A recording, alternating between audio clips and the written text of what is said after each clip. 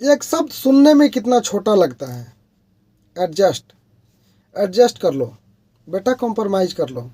लेकिन क्या आपको पता है कि इस एक एडजस्ट शब्द से आप किसी की ज़िंदगी ले सकते हैं, किसी की ज़िंदगी जा सकती है, किसी का हौसला टूट सकता है। एक 27 साल की बेटी जिसकी शादी हाल ही में हुई थी, उसके ससुराल वाले बहुत परेशान कर रहे थे, लेकिन उनके घर के माँ बाप जो थे वो कह रहे थे कि बेटा थोड़ा दिन एडजस्ट कर लो, शायद सब ठीक हो जाएगा। इस एडजस्ट शब्द ने बेटी का दिल तोड़ दिया और बेटी खुदकुशी करने पर, सुसाइड करने पर मजबूर हो गई। आखिर कैसे, आइए हम आप सबको बताते हैं। आप सबका बहुत बहुत स्वागत है। आप सब द बहस मंच देख रहे हैं। द बहस मंच के कहानी की नई एपिसोड में आप सबका स्वागत है। और आप सब अगर पहली बार मेरे चैनल पर आए हैं तो प्लीज़ चैनल को ज़रूर से ज़रूर सब्सक्राइब कीजिएगा, मेरा सपोर्ट कीजिएगा, क्योंकि आपका एक सब्सक्राइब करने से मुझे बड़ा हौसला मिलता है। तो आप लोग प्लीज़ ज़रूर से ज़रूर चैनल को सब्सक्राइब कीजिएगा। कहानी तमिलनाडु की त्रिपुर डिस्ट्रिक्ट की है। त्रिपुर डिस्ट्रिक्ट की एक करीब 27 साल की लड़की होती जिसका नाम होता है रिथानिया। रिथानिया के पिताजी अमीर थे, बिजनेसमैन थे, उनका टेक्सटाइल का अपना धंधा था। रिथानिया 27 साल की हो गई, पिताजी की टेंशन बढ़ने लगी। पिताजी ने सोचा कि बच्ची की शादी कर दिया जाए। अब बच्ची के लिए वर ढूंढे जाने लगा। रिथानिया की शादी बड़ी धूमधाम से करनी थी और रिथानिया के पिताजी के पास पैसा भी बहुत था।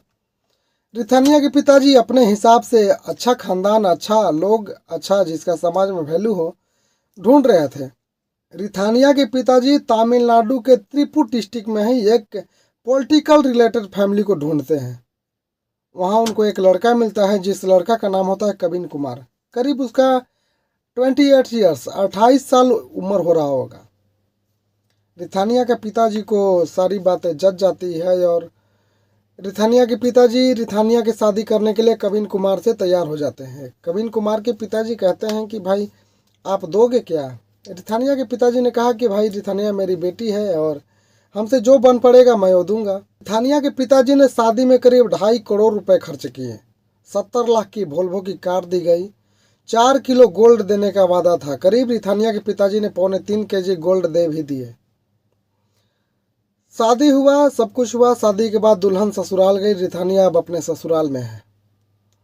एक दिन अचानक ऐसे हुआ कि शादी के 20 दिन ही हुए थे और रिथानिया वापस अपने घर लौट आई, अपने माँ बाप के पास। माँ बाप बड़ा खुश कि बेटी आई है, लेकिन थोड़े ही वक्त में खुशी गम में बदल गई क्योंकि साथ में दामाद जी नहीं आए थे। रिथानिया के माँ बाप कुछ सोच पाते उससे पहले रिथानिया बोलने लगी कि पिताजी आपने किस जगह पे मेरी शादी कर दी? और लोग तो पैसे के भूखे हैं, वो लोग हमें हमेशा ताना देते हैं, मेंटली टॉर्चर करते हैं और मेरे पति तो शारीरिक टॉर्चर भी करता है। मुझे बड़ा परेशानी हो रही है, मुझे वहाँ मैं नहीं रह पाऊंगी। रिथानिया के माँ बाप ने कहा कि बेटा थोड़ा दिन एडजस्ट कर लो, बेटा थोड़ा कॉम्प्रोमाइज़ कर लो। समझा बुझा कर रिथानिया को रिथानिया के माँ बाप फिर से ससुराल भेज देते हैं। रिथानिया फिर अपने ससुराल चली जाती है।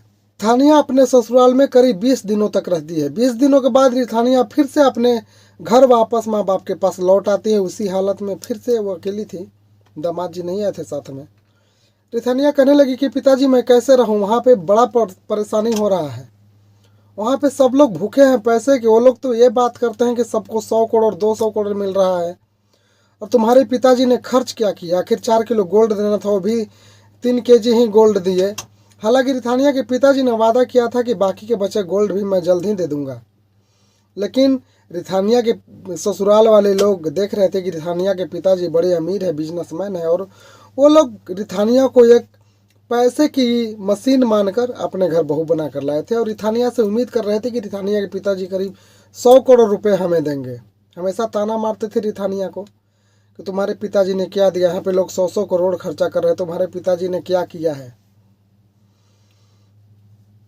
अब इधर रिथानिया के माँ बाप बड़े परेशान। रिथानिया को समझा बुझा कर फिर से एक बार ससुराल भेज दिए। रिथानिया ने कहा कि ठीक है मैं ससुराल जाती हूँ, लेकिन पहले मेरे सास को बुलाकर मुझे उनसे कहिए कि वो लोग मेरे साथ ऐसा ना करें, मुझे टॉर्चर ना करें, मुझे परेशान ना करें।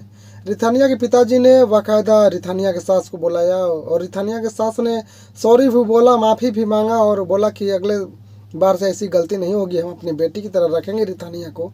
और रिथानिया के सास रिथानिया को लेकर ससुराल चली गई, लेकिन वो लोग कहाँ सुधरने वाले थे। रिथानिया करीब 20 दिन और रहती है। तीसरी बार रिथानिया फिर उसी हालत में अपने माँ बाप के पास लौट आती है। और वो तारीख करीब 21 जून था। 21 जून को रिथानिया फिर से अपने माँ बाप के पास घर आ जाती है, जबकि रिथानिया की शादी 11 अप्रैल को हुई थी। शादी के भी कुछ ही दिन हुए थे, 2 महीना क्रॉस हुआ था और ये सब नाटक ड्रामा चल रहा था। रिथानिया के ससुराल वाले रिथानिया को इतना परेशान कर रहे थे कि रिथानिया परेशानी में बार बार अपने मायके अपने एक उम्मीद लेकर कि मैं आखिर किसके पास जाऊँ, एक बेटी आखिर किसके पास जाएगी, अपने माँ बाप के पास बार बार वो चली आ रही थी। जब उसको ज़्यादा टॉर्चर कर रहे थे लोग, वो सहन नहीं कर पाती थी, तो वो अपने माँ बाप के पास दौड़ी चली जाती थी। रिथानिया तीसरे बार 21 जून को अपने माँ बाप के पास घर आई और रिथानिया करीब 7 दिन रही। अब तारीख 28 जून हो गया।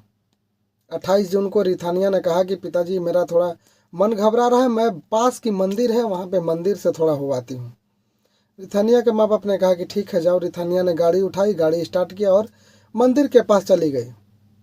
ठीक उसी मंदिर के पास जहाँ पे रिथानिया ने बताया था कि माँ या पापा मैं वहाँ पे मंदिर के पास जा रही हूँ, वहीं पे रिथानिया ने मंदिर के बाहर अपनी गाड़ी को पार्क कर दिया और रिथानिया पहले से अपने साथ जहरीली सामान लेकर चली गई थी। रिथानिया गाड़ी में ही पॉइजन खा लेती है और जब देर हो जाता है, रिथानियों को लगता है कि हाँ अब मैं नहीं बचूंगी, अब मैं मर जाऊंगी, तो 7 ऑडियो मैसेज रिकॉर्ड करती है। 7 ऑडियो मैसेज रिकॉर्ड करती है जो तमिल भाषा में था, लेकिन मैं हिंदी में आपको बता रहा हूँ कि वो मैसेज था कि पिताजी आपको लगता है कि मैं झूठ बोल रही हूँ, लेकिन ऐसा नहीं है। आपने कहा कि बेटा एडजस्ट करो, मैं एडजस्ट करने की बहुत सारी कोशिश की, लेकिन अब तो हमसे एडजस्ट भी नहीं हो पा रहा है और वहाँ के लोग मुझे मेंटली फिजिकली बड़ी टॉर्चर कर रहे हैं और मुझसे नहीं रहा जाएगा।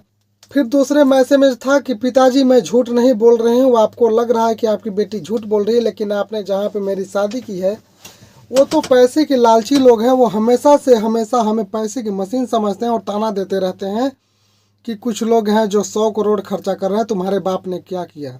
तीसरे मैसेज में था कि पापा मैं आपके सर पे बोझ बनकर नहीं रहना चाहती और मैं उस घर में भी नहीं जाना चाहती, क्योंकि वहाँ पे मुझे बड़ा टॉर्चर किया जाता है और मुझे बड़ा परेशान किया जाता है, इसलिए क्या गलत है क्या सही है मैं ये तो नहीं जानती हूँ, मैं जा रही हूँ।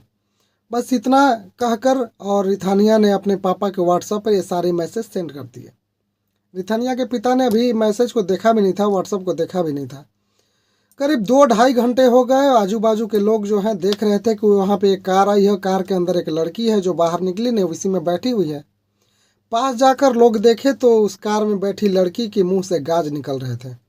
वहाँ के लोगों ने जल्दी से पुलिस को कॉल किया, पुलिस आई और पुलिस तहकीकात करने लगी। उसके फ़ोन निकाली, फ़ोन में देखी उसके पापा का नंबर था, पापा के पास कॉल किए। पापा कुछ समझ पाते तब तक पुलिस हॉस्पिटल लेकर जा चुकी थी और उसके रिथानिया के पिता और माँ भी हॉस्पिटल पहुंच गए। जब हॉस्पिटल पहुंचते हैं तो वहाँ पर डॉक्टर ने बताया कि इसकी तो डेथ कुछ देर पहले ही हो चुकी है। अब रिथानिया के पिताजी को बड़ा शौक लगा। अभी तक रिथानिया के पिताजी ने मैसेज नहीं देखे थे। जब रिथानिया का फ़ोन चेक होने लगा तो उन्होंने देखा कि रिथानिया ने 7 ऑडियो मैसेज रिकॉर्ड किए हैं और सेंड किए हैं अपने पापा के नंबर पर। तब जाकर रिथानिया के पिताजी ने वो मैसेज को देखा। जब रिथानिया के पिताजी ने अपने फ़ोन में व्हाट्सएप मैसेज देखा तो रिथानिया के पिताजी का दिल भर आया और वो सोचने लगे कि काश मैं एडजस्ट करने के लिए नहीं कहा होता। अपनी बेटी को जैसे मेरे पास आई थी, हम अपनी बेटी को समेट कर उसको हिम्मत देते और अपनी बेटी के लिए कुछ करते, लेकिन हमने सिर्फ यही कहा कि बेटा एडजस्ट कर लो, बेटा कंप्रोमाइज़ कर लो, बेटा सब ठीक हो जाएगा। शायद यही गलती मेरी बेटी की जान पर आ गई। आज मेरी बेटी जो है सुसाइड करने पर मजबूर हो गई। इधर पुलिस तहकीकात करने लगी। रिथानिया के पिताजी ने बताया कि ऐसी ऐसी बात है, हमारी बेटी की शादी 11 अप्रैल को कविन नाम के लड़के से हुई थी। कविन नाम के लड़के द्वारा उसके माँ बाप के द्वारा दहेज को लेकर इतना सारा प्रताड़ित किया गया, जिसके वजह से मेरी बेटी 3 बार 20-20 दिन के अंतराल में मेरे घर वापस लौट आई। लेकिन हमने इज्जत के चलते कि समाज के लोग क्या कहेंगे, अभी तो नई नई शादी हुई है, सब लोग क्या कहेंगे कि बेटी का शादी हुआ और ससुराल से बेटी चली आई, ससुराल वाले अच्छे नहीं मिले हैं। खोखले इज्जत बचाने के चक्कर में रिथानिया के पिता ने अपनी बेटी को एडजस्ट करने के लिए कहा, कंप्रोमाइज़ करने के लिए कहा और शायद वही गलती रिथानिया की जान ले गई। और अब रिथानिया के पिताजी और माँ अकेले हैं और रिथानिया के जो ससुराल वाले लोग थे, कविन कुमार और उसके सास ससुर लोग, वो भी जेल में हैं। पुलिस इसकी तहकीकात कर रही है। अब इस कहानी के माध्यम से हम सबको ये समझने की ज़रूरत है कि आखिर कोई बेटी किसके पास जाएगी। अगर उसके ससुराल में कोई प्रताड़ना हो रही है तो अपने माँ बाप को ही बताएगी, और माँ बाप अगर कहते हैं बार बार कि बेटा एडजस्ट कर लो, तो कहाँ जाएगी वो लड़की। और अगर किसी बेटी को ससुराल में तकलीफ़ें हो रही है, अपने माँ बाप से आकर बताती है, तो प्लीज़ माँ बाप का यही कर्तव्य बनता है कि अपनी बेटी को सपोर्ट करें, अपने बेटी को हिम्मत करें, ना कि एडजस्ट करने के लिए और कंप्रोमाइज़ करने के लिए कहें। शायद आज रिथानिया के पिताजी अगर अपनी बेटी को एडजस्ट करने के लिए नहीं कहते तो शायद आज रिथानिया की जान बच जाती, रिथानिया आज सुसाइड न करती। आप सबको यह सच्ची घटना की कहानी कैसा लगा आप सब जरूर बताइएगा, और मेरे चैनल पर पहली बार आए हुए तो जरूर चैनल को सब्सक्राइब कीजिएगा। मिलते हैं किसी अगले एपिसोड में, किसी अगले टॉपिक के साथ, किसी अगले वीडियो के साथ। तब तक के लिए धन्यवाद, नमस्कार, दीजिए इजाज़त, प्रणाम।